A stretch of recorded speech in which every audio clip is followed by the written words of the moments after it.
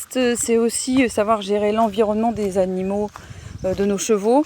Et donc là, par exemple, j'ai laissé un massif de menthe sauvage que je n'ai pas fauché, enfin j'ai pas débroussaillé il y a un mois. Il y a un mois, j'ai débroussaillé le rumex qui était là, ce qui a permis d'accéder à l'herbe qui était en dessous. Alors est-ce que c'est bien vu la canicule qu'on a maintenant et puis les terres qui sont asséchées et l'herbe qui se dessèche? Encore ici ça va parce que je suis en zone de marée, donc ça reste à peu près vert quand même s'il n'y a pas grand chose à manger.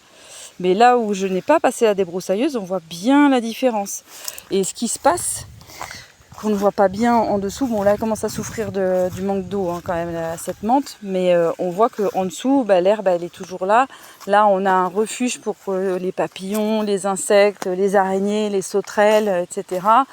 Bon, il n'y a pas beaucoup d'abeilles chez moi, je regrette un peu, il ne doit pas y avoir beaucoup de ruches dans les alentours. Mais, et donc quand on gère une équipiste, on fait attention à ces petites choses-là. De pouvoir laisser des coins un peu sauvages pour que les insectes puissent se réfugier. Donc voilà, c'est pas grand chose, c'est un petit massif qui doit faire 3 mètres de diamètre, voilà, c'est vraiment pas grand chose. Il y a les orties qui sont au milieu que j'ai pas réussi à avoir, donc je les ai laissées. Et puis autour, là on est bien embêté parce que c'est très sec. Bon, voilà, donc il faut arbitrer et on essaye de faire au mieux.